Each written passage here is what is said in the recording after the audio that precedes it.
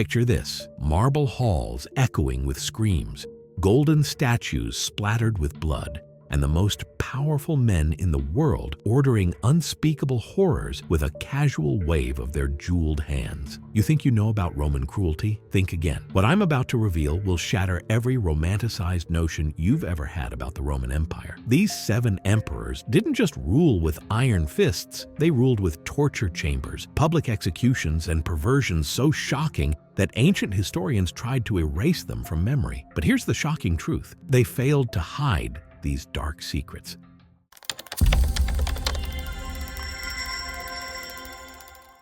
Rome, 1st to 3rd century AD. Imagine walking through streets where crucified bodies line the roads like grotesque mile markers, where the Colosseum's sand needs changing daily because it's too soaked with blood. This was the reality behind the gleaming marble facades and impressive aqueducts. The Roman emperor wasn't just a ruler, he was a living god. And when you give a human being absolute divine power, sometimes you create monsters.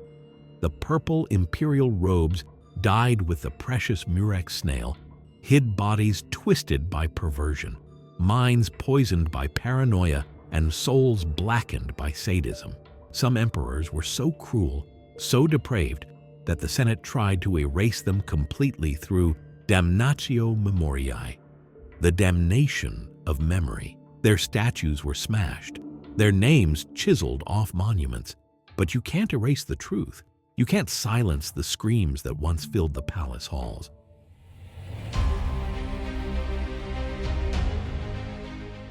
Imagine being a Roman senator, forced to crawl on your hands and knees to kiss the golden boots of a 25-year-old madman. This was Tuesday in Caligula's court.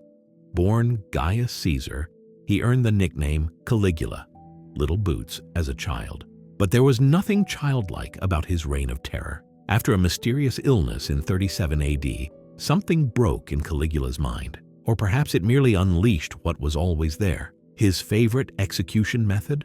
Kill them slowly, he'd command, so they can feel themselves dying. Guards would make tiny cuts, letting victims bleed out over hours while Caligula watched, munching grapes. He forced fathers to attend their sons' executions, then invited them to dinner immediately after, threatening death if they showed any emotion. But here's what the history books often skip: Caligula's sexual depravity. He openly committed incest with all 3 of his sisters, parading his favorite Drusilla as his wife at public events. When she died, he declared her a goddess and made it a capital crime to laugh, bathe, or dine with family during the mourning period.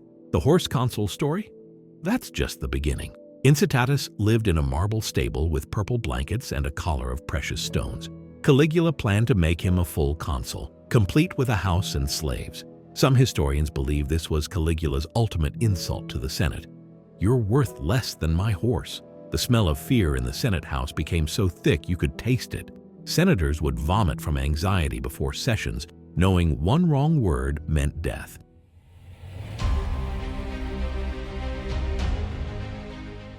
The year is 64 AD. Rome burns for 6 days and 7 nights. And where is Emperor Nero? Playing his lyre on a palace balcony, composing poetry about the beauty of the flames. But Nero's artistry extended beyond music. He was an artist of death, turning execution into performance art. Christians became human torches, covered in pitch and set alight to illuminate his garden parties. Guests would stroll among the screaming, burning bodies while Nero recited his poetry. His own mother, Agrippina, discovered his creativity firsthand. First, he tried to drown her in a collapsing boat. When she swam to shore, he sent assassins. As the sword pierced her womb, she screamed, "Strike here! This bore Nero!" Even his mother's death became theater. But the most shocking truth: Nero's sexual appetites. He castrated a young boy named Sporus because he resembled Nero's dead wife, then married him in a public ceremony complete with bridal veil and dowry. He would parade Sporus through Rome dressed as an empress. In another ceremony, Nero played the bride to a freedman named Doryphorus, screaming in imitation of a virgin being deflowered. The golden palace he built after the fire, the Domus Aurea, featured a rotating dining room, perfume fountains, and a 120-foot statue of himself as the sun god. While Romans starved in the ruins of their homes, Nero declared, "Finally, I can begin to live like a human being." Picture the contrast. Outside, citizens picking through charred rubble for their children's bodies. Inside, Nero hosting orgies in rooms with ivory ceilings that open to shower guests with flowers and perfume.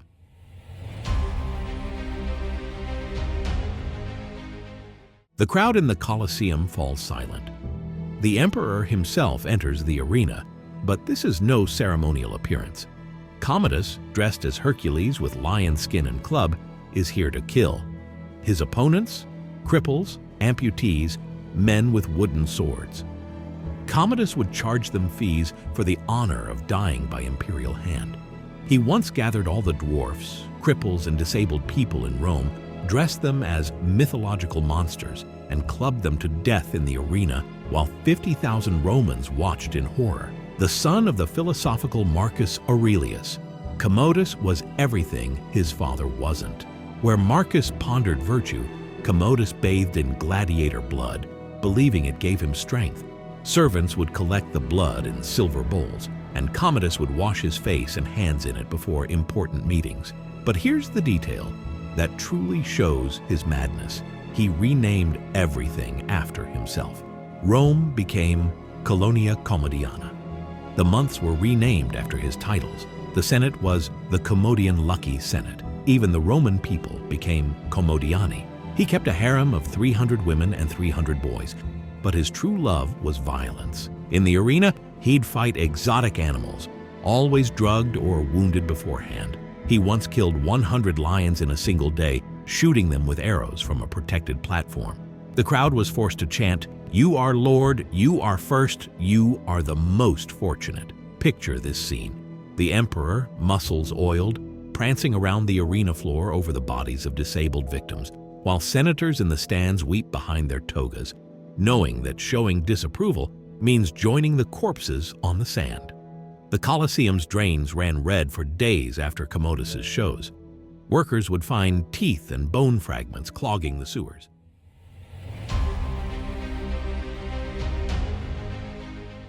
Walk into Domitian's palace, and you enter a world of mirrors.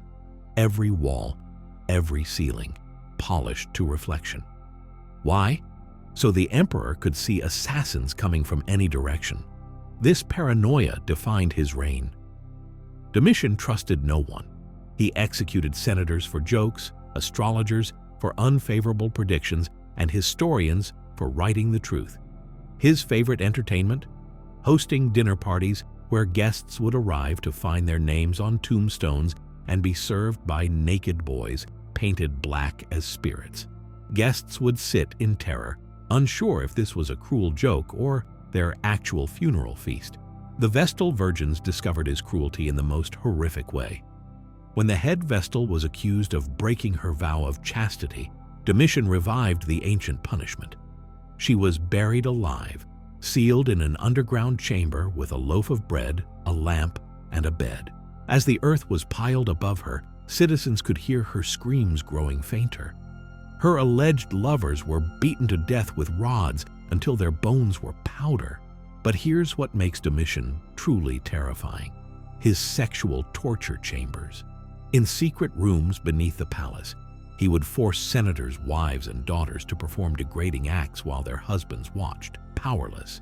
One senator's diary, discovered centuries later, described the smell of those chambers. Fierce sweat mixed with expensive perfumes, the metallic scent of blood poorly masked by incense. He demanded to be called Dominus et Deus, Lord and God. Children were trained to inform on their parents. Brothers betrayed brothers.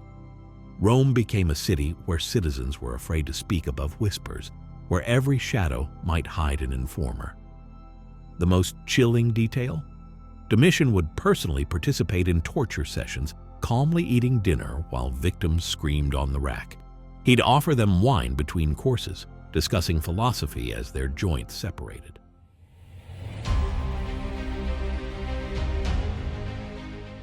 December 26, 211 AD, in their mother's private chambers, two brothers meet for reconciliation. Julia Domna, their mother, has begged them to end their feud. Within minutes, Geta is dying in her arms, blood soaking her white robes as Caracalla's soldiers hack him to pieces. But Caracalla's cruelty didn't end with fratricide. He ordered the systematic execution of 20,000 of Geta's supporters, men, women, children, even infants in their cribs.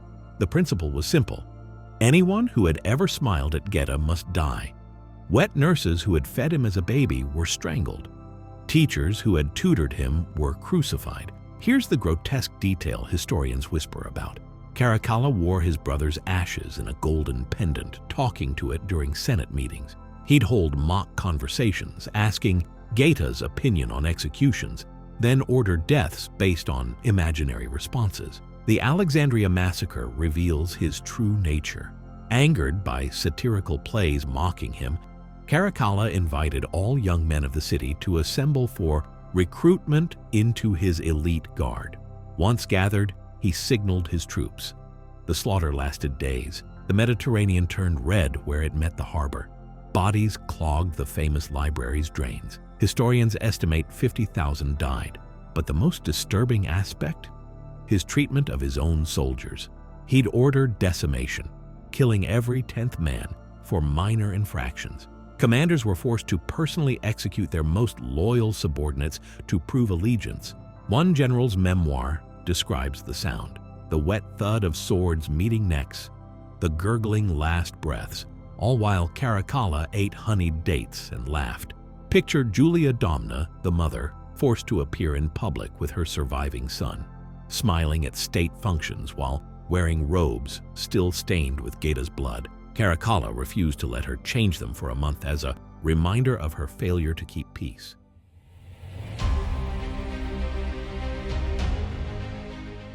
At age 14, a boy becomes emperor of Rome. By 18, that same emperor is declaring herself empress, seeking surgeons to give her a vagina and turning the imperial palace into a brothel. Elagabalus shattered every Roman norm. Born in Syria, he brought the worship of his sun god to Rome. A black meteorite he claimed had fallen from heaven. But the religious ceremonies were unlike anything Romans had seen. Picture this: senators forced to dance naked around the stone while Elagabalus, dressed in Syrian silks and makeup, performed ritual prostitution. The palace became a marketplace of flesh. Elagabalus would stand naked in the doorways, calling out to passers-by like a common prostitute. He held lotteries where prizes ranged from gold to dead dogs, from slave boys to boxes of poisonous snakes. Winners had to accept whatever they won. But here's the truly shocking part: the child sacrifices. Elagabalus believed his god required the blood of noble Roman children. He would personally select victims based on their beauty, then watch as priests extracted their entrails for divination. The small bodies were thrown into the sewers. Roman mothers began scarring their children's faces to make them less attractive to the emperor's scouts. His marriages scandalized even jaded Romans. He married a Vestal virgin, sacrilege punishable by death. Then he divorced her to marry a man, a former slave and chariot driver named Heracles, declaring him husband of the empress. He offered half the empire to any physician who could give him female genitalia. The dinner parties defied description. Guests would arrive to find cushions filled with live rabbits that would scatter when sat upon. Ceilings would open to dump tons of rose petals. Several guests suffocated. He served dishes like camel heels, flamingo brains, and parrot tongues while having sex with multiple partners on the dining table. The smell of his reign, Syrian incense so thick it made eyes water, mixed with the copper scent of blood and the musky odor of continuous orgies.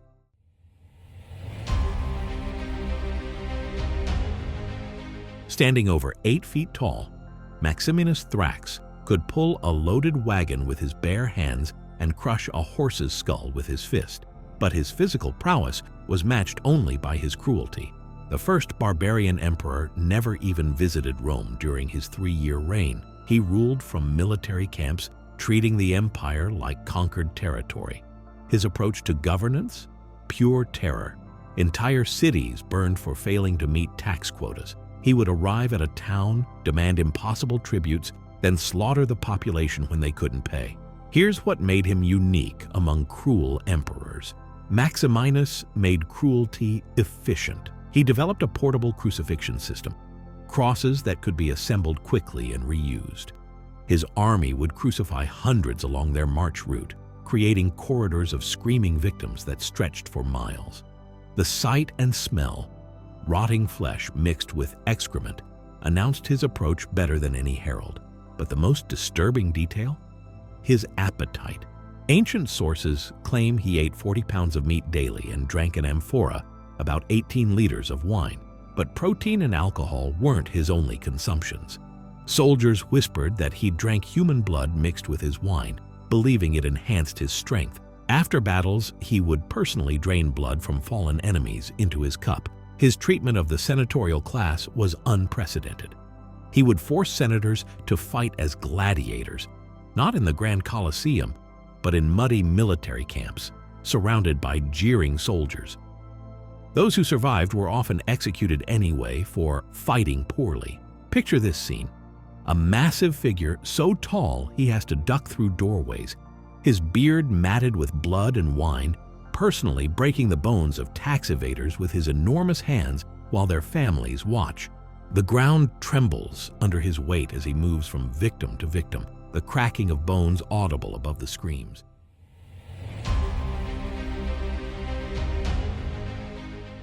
So there you have it, 7 emperors who turned the purple robes of power into shrouds of terror. From Caligula's divine madness to Maximinus's efficient brutality, these men, and one would-be woman, reveal the darkest truth about absolute power. But here's what should really make you think. These are just the ones we know about. How many other horrors were successfully erased?